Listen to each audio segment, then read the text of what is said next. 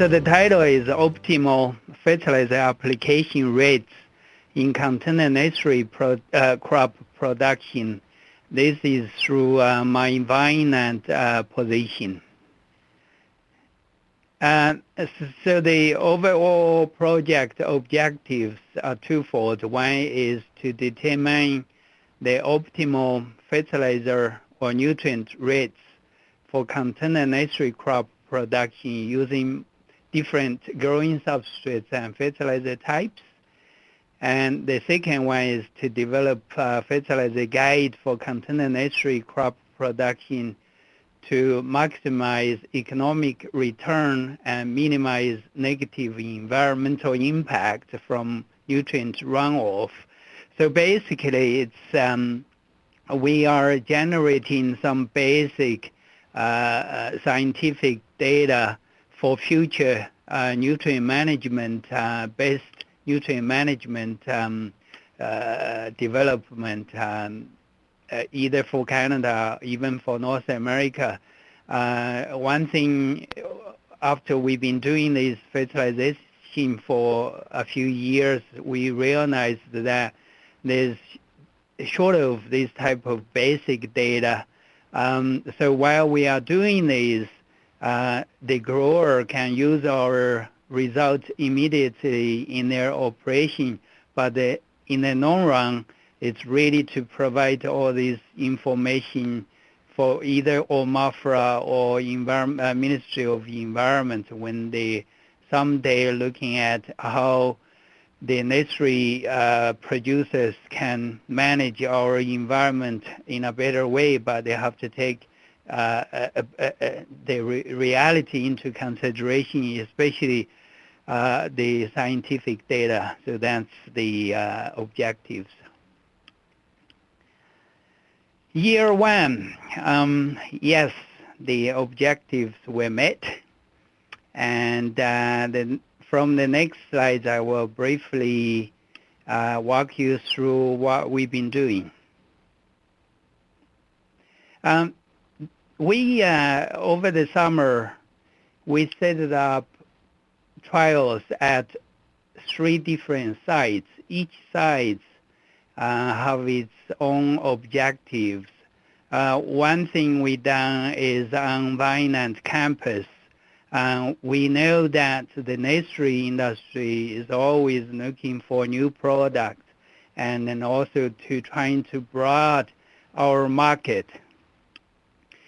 One thing some nursery growers have been looking into is to grow berry plants in pots, because you may be able to sell to city people, and so they can grow potted berries like blueberries, this and that, put on their balcony, and then when winter comes, plant in their garden, or if they dies, and then the nursery growers can sell more to them.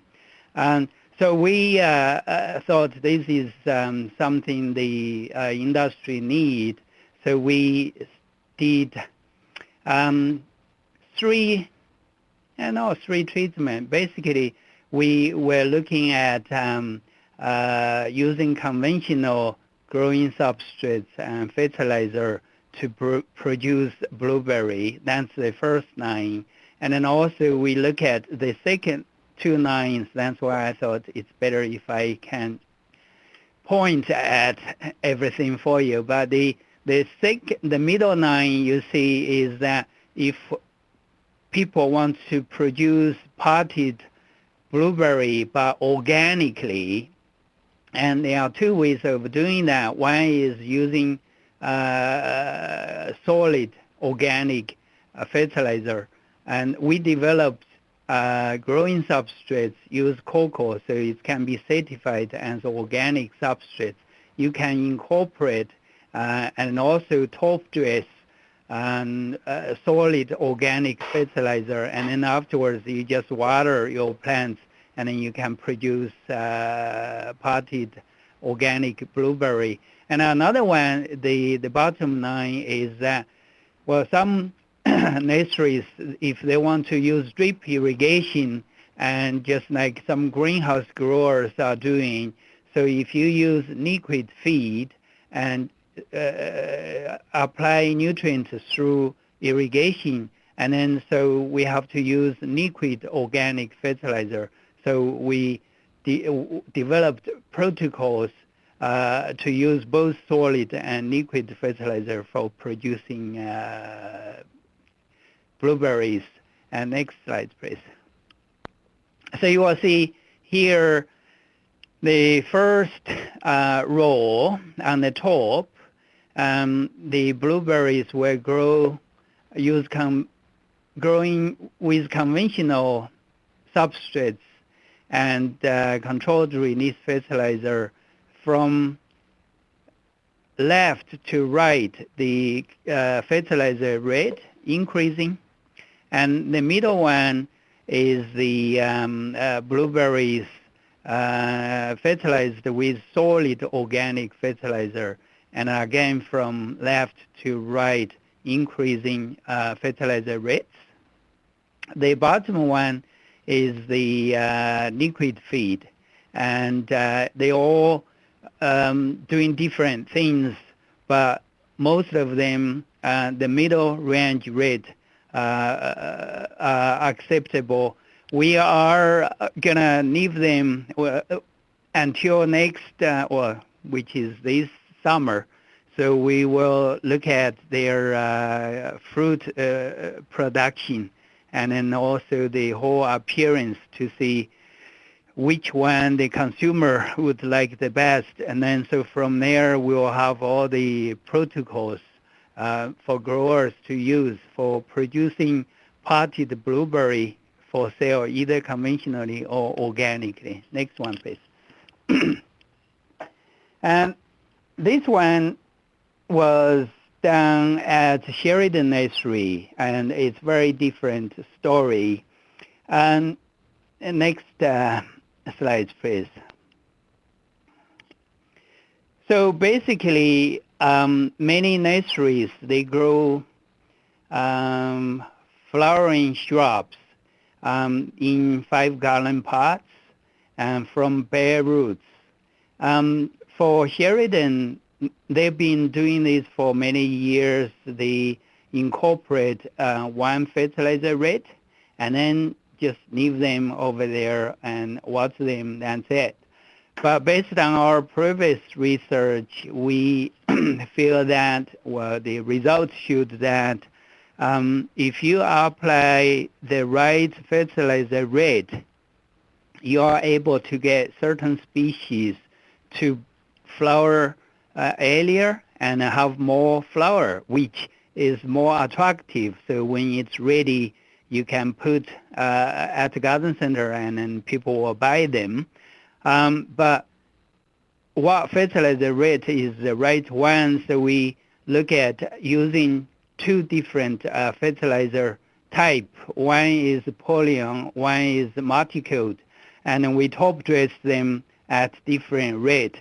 The reason we use these two fertilizer is not just to compare which one doing better.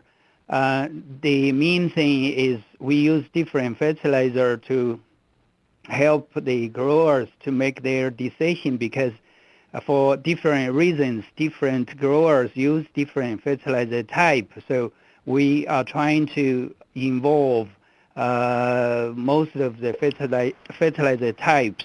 So from the 3 years research, there will be useful information for different growers. Next slide, please. So you see here, the first row is hydrangea top dressed at different rate with polyon. The second row was top dressed with multicoat, and you can see that the first one with zero, that's they normally do. They just incorporate without any top dressing, and you see it when the fertilizer rate increases, plants grow better. Next, please. Here is the same thing for hibiscus. Next one. One thing, so now here you have to look from your right to left. So the fertilizer rate increase from right to left. Basically, when we were doing this research, we got lots of help, inputs from Bart and some other growers. Participant has left the conference. And so we always get them to come and tell us, how do you think about these plants and that. They realized that even in July, the plants used the right fertilizer rate, they are ready for sale, but the lower rate or the one they normally do are not ready. So we have their plants over there, and then we have our trial plants over there. When the landscapers, contractors came to buy these plants, they're trying to grab our plants. And then these growers says, no, that's for Youbin's research. And then, so they, even before we stopped this research, they start to apply top dressing fertilizer based on our results, which is very comforting for researchers. It's just rewarding. And the next slide, please. Here again is from right to left, the fertilizer rate increases. And you can see for hibiscus, again, is that if you increase fertilizer rate, there were more flowers. And so if you put these plants in garden center, more flowers are more attractive for customers. And so those are the results which Sheridan gonna apply to their operation. And then we're also gonna give a talk at the short course next week, and hopefully other people are gonna use this as well. Next one, please. Here is another story. It's this trial was done at Barker's Nursery. Barker's Nursery have very different operation, way of operation. They are a big grower, as you all know. And so they normally pot their plants in the fall, and then overwinter them, and then in the spring they top dress them, and then next spring they sell them. And as you know, many nurseries just pot them in the spring and then sell them in the fall for 2 gallons. But Barker's Nursery are doing things very differently, but they are very good at doing things. So in a way, we see this is a big nursery, so maybe other people are going to follow their model. So we done one trial over there, involved 2 species. One is Speria, one is Vegela. And again, we used 2 types of fertilizers. One is Osmocote. Another is from plant product, here Plantico. Another one is from Kerms, Plantico. And then again, we top dress at different rates. And next slide, please. Here I have to apologize a little bit. The background, the Vegela just doesn't show well. But basically you can see that Osmocote, the first raw is from, for fertilizer rate is from low to high. The second raw is Speria from low to high, and then Planticote. And again, it's the same thing. So yeah, there are some response as well. So we figured out which are the best rate with the growers, because whether the plants are doing well or not, one is you can do the biomass measurement, but at the end of the day, it's still growers know which plants the customer want as well. So at this moment, these plants are overwintering in their hoop house. We want to see whether high rate would damage some of the tender plants or not. And so we'll carry on this until this spring. Next one, please. Challenges. It's predictable. Its challenges is that we trying to do research on farms. In a way, I was thinking this could be challenging because we have to drive to these farms and we have to get these people involved in, and then they are very busy, and then that would be a challenge. But ended up they are all very helpful, and whenever you need anything, need their opinion, they are there to help. So far I don't see any challenge, and then I don't foresee any challenges to come, but if it comes, I will tell you. Next one, please. Oh, that's it then. Well, thank you very much for all the growers, all the suppliers, and yeah, thanks. Any questions?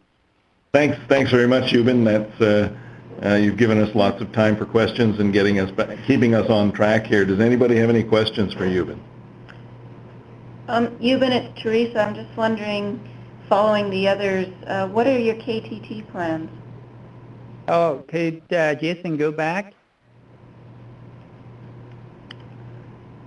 Oh, why this didn't show up at all? Oh, yeah, sorry. I didn't finish mine. Normally I thank people at the end. Thank you, Teresa, for asking. Year 2 objectives. Number 1, optimal fertilizer application rates for another 4 container nursery crop species. And then the second one is to find the optimum fertilizer application rates under different irrigation regime. And, we are selecting different nursery crop species. We know different species respond differently, but then the same time is that we got hundreds. What we are trying to do is to select the typical representative species. So that's the objectives of this year. No challenges so far. Next one, please. Year 3. First one is again find optimum fertilizer application rates for 4 different crop species, and we'll use different growing substrates as well. Different growing substrates, we are not going to create any, but mainly looking at Canadian nurseries, what they use, and then so we'll develop the fertilization protocols for them so they can use it rather for science sake. And the second one is we're going to develop a fertilizer guide for Canadian container nursery crop production. So from there, people can use these as a guide. And then also, we have a master's degree student involved in this project. So even before we finish this project, she will finish her master's degree, and then she will be available for grab by our industry. I know many growers and organizations are waiting for people to graduate from the university, so that's one thing of our contribution. And challenges, not at this moment. Next one, please. KTT is coming. Yeah, KTT, really, we've been doing this all the time. As I mentioned to you, is that when we are doing this research on farms, we always talking to the growers, because really, they spend time and money and space, plants to play with you. The best is to communicate to them, let them know what we are doing. So, and then at the same time, ask them what is useful, what is not, what you're going to do with our results, this and that. And then also, like in that, we also gave tours to different groups so people uptake our research results from different time.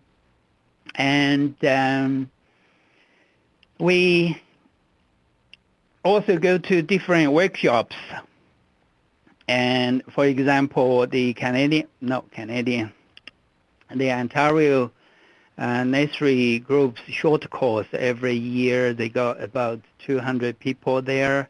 So we give a presentation over there. That's one of the way to communicate to the growers. And then we also write reports. We normally like to write reports, use photos. So it's less words for growers to read.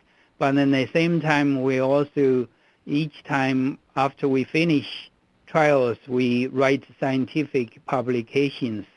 And when we design things, we always look at how you can turn that into scientific publications. The reason we're saying this is that, you can write a report, you can talk to people, and then when these people retire or the report get lost, it's not in our system anymore. But if you get it published and scientific paper, it stays there. So when Omafra people or some other people want to use the research results and anything else, the workshop presentation, yeah, that's about it. I think any more? Let's go, Jason, another one. Oh. Okay, thanks for, maybe you better put that other slide at the end. That's right, yeah. But okay, you covered it very well. Any questions for Youbin before we move on? Youbin, it's Tom here. Just a quick question about your leaching or nutrient runoff at the higher slow release nutrient or loading rates. Did you measure, did you see a breakthrough at any point where you started to see any of the nutrients making their way through into the leachate and into past the pot, so to speak? Yeah, the niche part is a tricky thing. Is sometimes it's more complicated than we think. Normally people would say, well, when you apply fertilizer, you are polluting the environment. But through our research within these few years, really there is a statement I would like to make is probably people wouldn't like it, but it's based on science, is that we still feel that fertilization is still the cheapest, most effective, and environmentally friendly tool for nursery management. So to answer your question is that, we do measure the niche EC level. So sometimes you increase the application rate, you got a higher EC in the niche, but it's not all the time. It's only there is a peak release time, which normally at the end of July when the weather is hot. But then again, that's really depends on the size of your plants and then also the irrigation as well. So even you see the niche, when we do the niche analysis, we are doing pull-through measurements. So we are not saying, collecting to see how much nutrients lost. It's more how much available in the pots. Yeah. Oh, thanks. Yeah, I was just wondering if there was sort of an optimized point where you can supplement or top dress without that happening, and whether you knew that yet. But yes, you can look into the analysis and figure out the optimum rate. One is the return for the plant growth, and another is minimize the nitrate. And another thing we found is that if you apply the optimum fertilizer rate, you could reduce your time for the plants in the field a few weeks. And when I say reduce, it's based on in comparison to some fertilizer companies recommended, because when we started to do this research, some growers were saying, well, fertilizer company come to sell fertilizer to us. Of course, they would recommend higher rates. But from our research, we found that's not the case. Sometimes even the recommended rate is not as high, and you can go higher to get it as optimum. So if you get optimum, like we done some research at one nurseries, we found that you can speed up, get the plants ready 3 to 4 weeks earlier. So if you want to ship them out, you can ship them out 3 to 4 weeks earlier.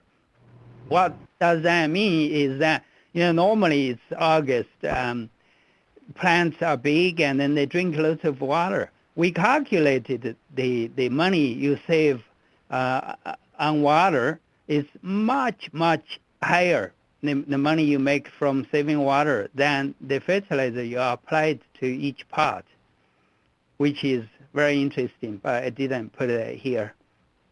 Oh, that is interesting. Thanks, Youbin. Appreciate that. Thanks. Okay, thanks very much, Youbin. I think unless anyone has a final burning question for Youbin, we'll move on.